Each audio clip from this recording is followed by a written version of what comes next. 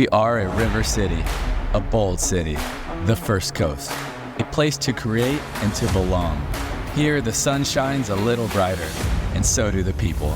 We share a love for our region, a pride for JAX, and a passion for the beautiful game, dedicated to giving everyone a sporting chance.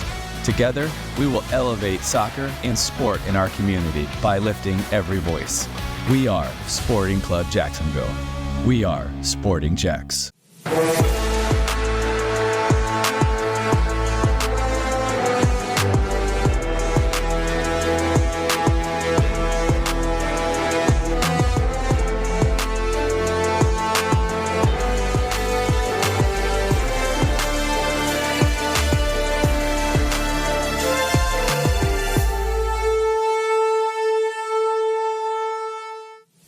Hello and welcome into the Sporting JAX Report. I'm Cole Pepper. Emerson Burris will join me shortly. Coming up, we look back on the season opening win for the women's team and preview tonight's home opener in the Gainbridge Super League. We'll hear from 3 rookies who made their Sporting JAX debuts. Plus, the men are showing improvement and new information on free youth soccer clinics being offered by Sporting JAX and the Sporting JAX Foundation. But let's start with the Sporting JAX women, who opened the team's second season with a thrilling victory. In sports, nothing stays the same. Even with 10 starters returning from last year's record-setting squad, there's no guarantee that Sporting JAX will be back at or near the top of the table this year. They still have plenty of work that has to be done. The rest of the league has improved, and every match is twice as important this year with a 14-game fall season in place. On Saturday night, Sporting JAX faced last season's last-place team, Fort Lauderdale United, to open the season. To South Florida we go. Sporting JAX in the early stages saw Fort Lauderdale getting on the front foot. Kiera Locklear on a breakaway crosses it to Grace Cutler. Jamie Gerstenberg makes a huge save to keep it 0-0.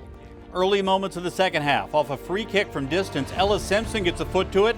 It's off the post and cleared out. Still a 0-0 contest. 74th minute now, Sporting JAX starting to assert themselves. Bailey DeSmit feeds Ashlyn Puerta. Puerta finds her way with a little bit of opening, puts a shot on target that's handled by Fort Lauderdale's Haley Craig. 2 minutes later, another Jacksonville chance. Bailey DeSmith's rocket parried away by Craig. Still without a goal, but it feels like one will be coming. 88th minute, off a long ball from Gerstenberg. Melina Decari plays it on to Andrea Fernandez. Free kick coming from just outside of the box. And this one would be handled by Bailey DeSmit along the ground. It deflects and goes in, and that's how Sporting JAX wins it in the 89th minute. A 1-0 win to open the season. Here are the numbers from the game. Generally a pretty close game. You see these numbers, Sporting JAX a little bit more in terms of possession, far more in terms of corners, so more dangerous opportunities. But when it mattered, in the clutch, Bailey DeSmit delivers, and Sporting JAX off to a 1-0 start to the season. Now they'll look forward to the home opener later today. Yeah, super excited. Playing any team in Florida means a little bit more, and playing at home for the first time is really exciting. I think we're all looking forward to it. I think, we really just can't look further at all. We have to focus on what's ahead, but every point counts, and I think obviously with the way that last year ended, every goal counts. So I think we're coming into every single game with that mentality. So there's very little room for error. This league is really, really tough. So every 3 points is a great 3 points for us. Every point matters. And, with the shortened season, I guess that is more magnified. Another in-state rivalry. Again, a much improved team. We got to see a glimpse of them in pre-season. And so, I think that now we could hopefully be better prepared for them. We've been watching them this week. So it's going to be a tough game.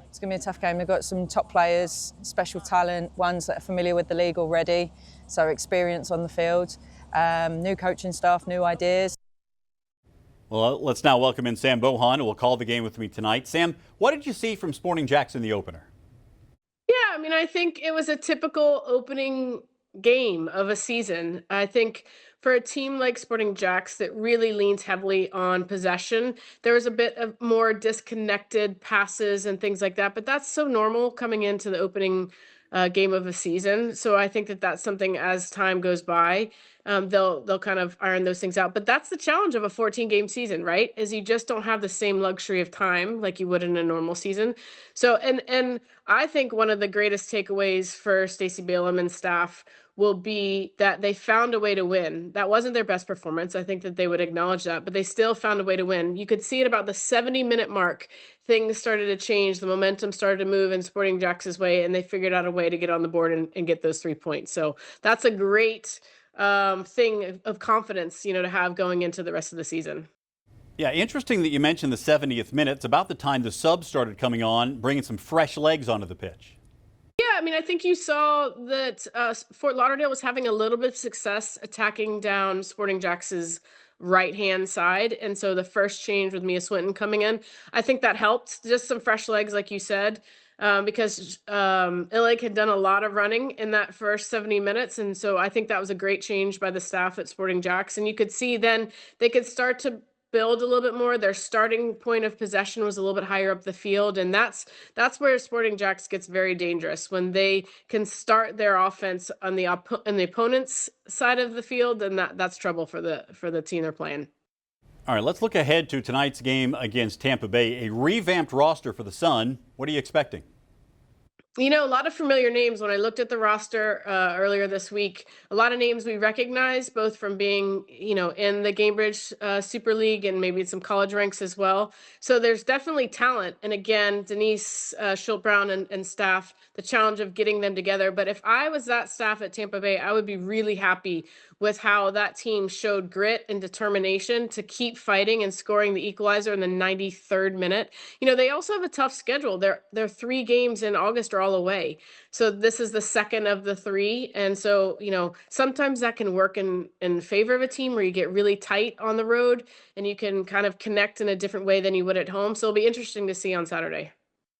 Sam, thank you. The women kick off the 2026 home schedule this evening against Tampa Bay Sun FC at Hodges Stadium. Season tickets are on sale now from as low as $70 for the fall season. Be there as Sporting JAX looks to return to the playoffs. For season tickets, call 904-863-KICK or visit sportingjax.com. Now to the men, who have added some key players to the roster over the last month or so. And on Saturday against Indy 11, defender Marcus Godinho made his Sporting JAX debut at left back.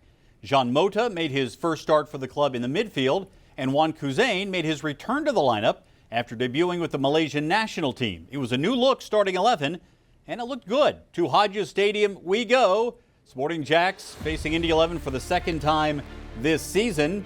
Early on, some opportunities here. Aiden Quinn lifting it forward to Jack Blake, who will center it for Edward Chizup, but that is handled by Sporting JAX defense and goalkeeper Jake O'Brien. Later, another opportunity, and again, Jake McGuire able to rise to the occasion for Sporting JAX. He had a very good game, moved into 13th all-time in the USL in terms of saves. Then the opportunity, flick-on header from Jaskalainen. Mota, Eric Dick able to get a hand on it and keep it as a 0-0 contest. Just before halftime, another shot from distance from Mota. This one's covered up, though, by Dick. It would remain 0-0 until second half stoppage time, and this is where Indy made its hay. The set piece and the goal, the only one of the game, on a sort of a mini corner. It goes as an own goal, and Sporting JAX falls 1-0 in a tough one at home. We have to focus on our own process. I think that's the main thing. It's us first, ourselves, and we have to aim to get better every day. Yeah, a continuation of what we've seen tonight. We need to improve in the final third. Listen, we gave away a silly free kick tonight, and we gave away a silly goal tonight. I thought, if I'm being totally honest with you, I thought 0-0 was probably going to be a fair result. I think probably the stats will tell you that Indy had more shots on goal, but we felt a lot of them were from distance and off target, and we just weren't sharp enough and tidy enough in the final third. So I thought probably a 0-0 would have been probably a fair result, but we switch off in the dying embers of the game, and it's cost us, unfortunately. All right, let's take a look at the Eastern Conference standings. Tampa Bay has a stranglehold on this one, 11 points clear with 10 games to play for that side. They are in very good position. Charleston Battery, Detroit City, Lou City, and Pittsburgh Riverhounds all within 3 points between second and fifth.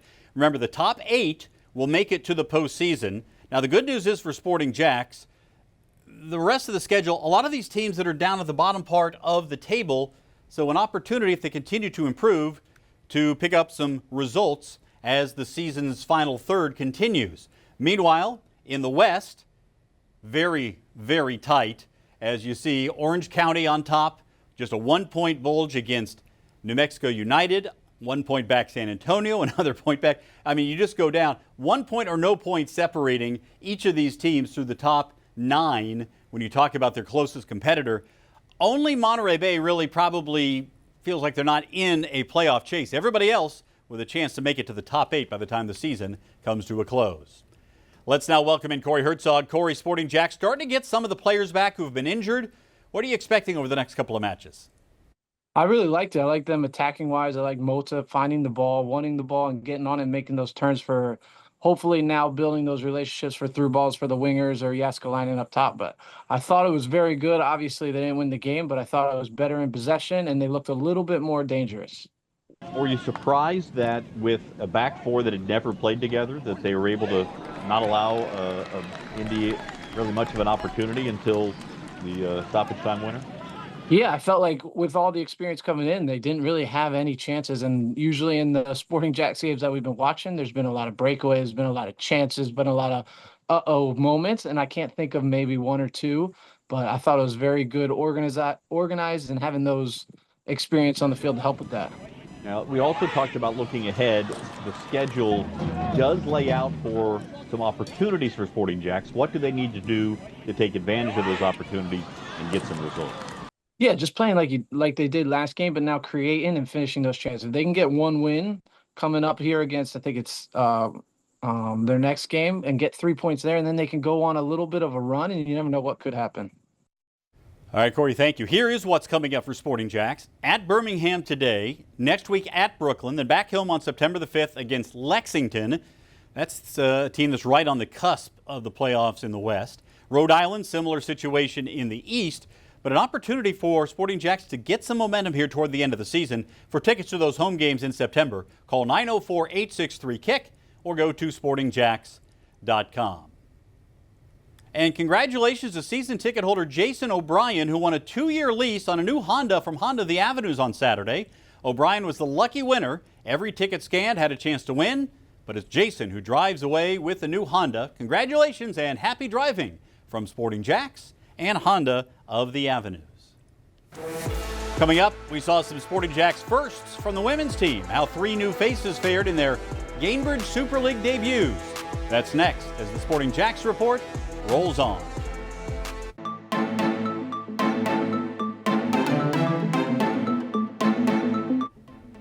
All games in the USL Championship can be seen streaming on ESPN Plus or CBS Golazo, or nationally broadcast on CBS, CBS Sports Network, and ESPN2.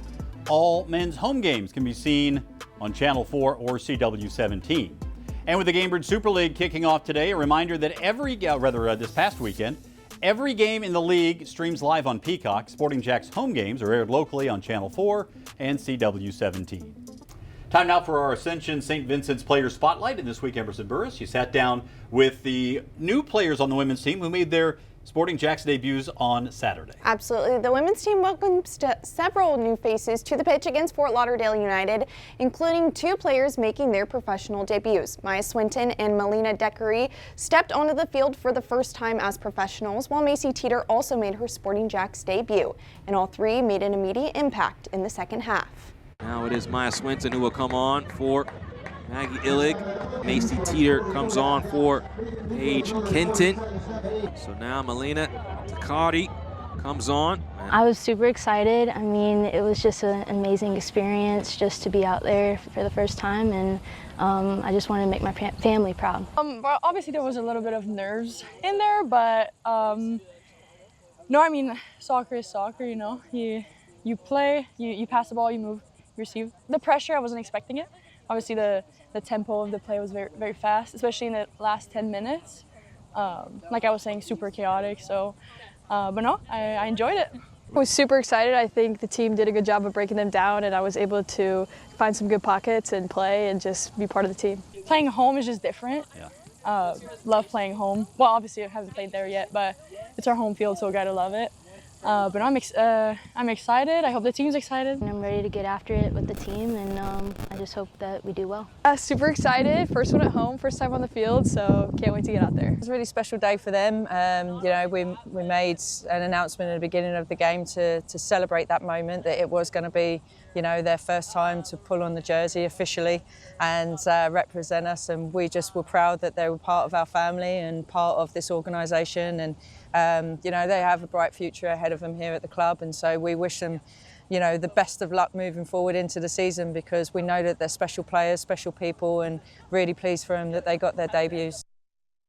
A memorable first chapter for Swinton, Deckery, and Teeter, and now they'll look to build on those debuts as Sporting JAX starts at home tonight. I love the impact that they had in the game. As we mentioned with Sam Bohan, when they started coming in, the subs came on, they made a big difference. That's what it's going to take to get to that next step, to go from finishing second in the league to winning a championship here in Jacksonville. Emerson, thanks so much. Here's a great way for busy families to catch Sporting JAX matches, the flexible voucher pack. You can use up to 6 vouchers per game when it best fits your schedule. Packs start at 10 vouchers per and can be purchased in larger denominations as well.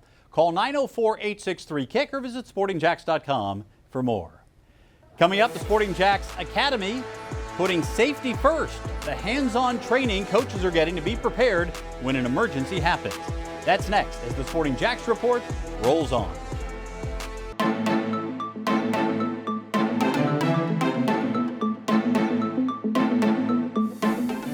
Whether you're around town or at Hodges Stadium, you can rep your local pro soccer team with Sporting JAX shirts, hats, hoodies, and more. Use the QR code on your screen or go to shop-sportingjax.com to check out our online store for all of your Sporting JAX merch. Emerson Burris rejoins me now. Emerson, Sporting JAX Academy coaches are now better equipped to handle an emergency on the field. What did that training look like? Absolutely. Player safety is a top priority for the Academy, which recently held their first aid and CPR training for coaches and leaders. The goal was to make sure staff members are prepared to respond quickly and know what to do until professional medical help arrives. The Academy serves hundreds of teams, so knowing how to respond when something goes wrong is an important responsibility for its coaches and staff. Recreation Director Dana Klobaka says the training was designed to give Academy leaders practical skills they can use in those critical moments before first responders arrive. Coaches work through emergency situations and learn how to provide immediate care while getting professional help on the way. For the Academy, the training is about more than simply knowing what to do.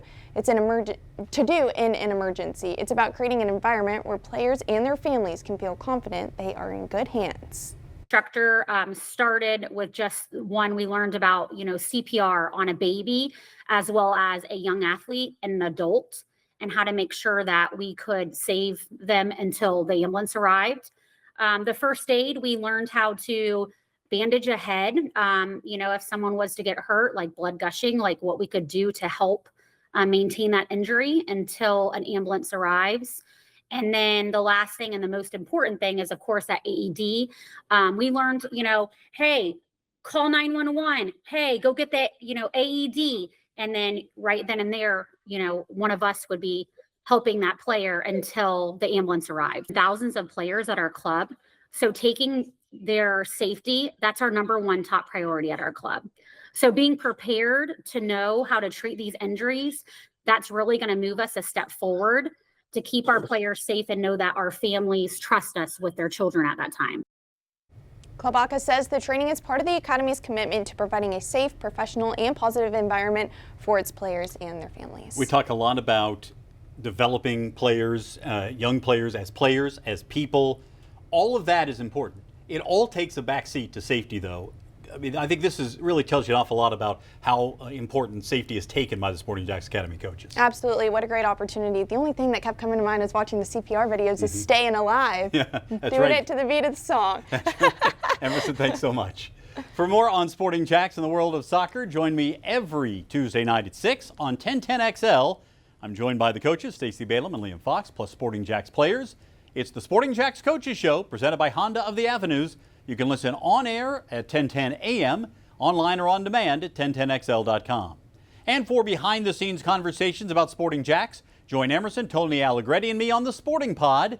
Subscribe wherever you find your favorite podcasts. A new episode drops each week. Still to come, the Sporting JAX Foundation has set the schedule for the next phase of free youth clinics for the kids.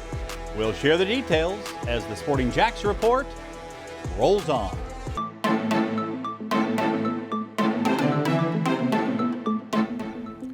Reminder, you can catch the Sporting JAX report each weekend on the stations of First Coast News and Saturdays at noon on Channel 4.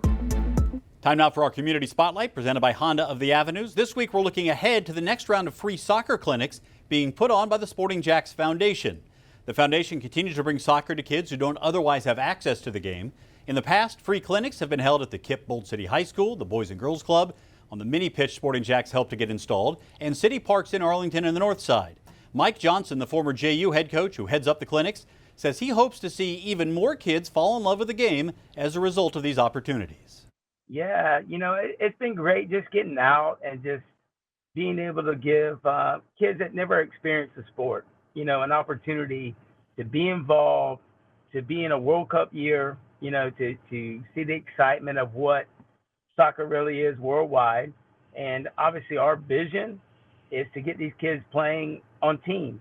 I actually was out at Veterans Park this weekend, and there was a kid that has come through our clinics playing in a U-17 game, and the coach says, do you know this guy? And he goes, yeah, that's my coach. And he came running over and gave me a big hug. And I think he had just scored a goal, actually, so I was really, really excited. And we are sort of seeing the benefits of what we're doing. Some of the kids are getting involved in the more competitive teams, and I'm like, moving forward, it's unbelievable. Mike just about ready to go off to another training session there. You see the bag of balls in the back of his car. Hey, an important announcement. Our Instagram handles have changed. You can find Sporting Club Jacksonville for general club content. And then for the women, it's Sporting JAX Women's on Instagram. Stay connected to stay up to date with what's happening with Sporting JAX. Getting ready for the home opener coming up later today. And we are off to the races in the Gainbridge Super League as the USL Championship season continues. For Emerson Burris, I'm Cole Pemper. Thanks so much for watching the Sporting JAX Report. We'll talk to you next week.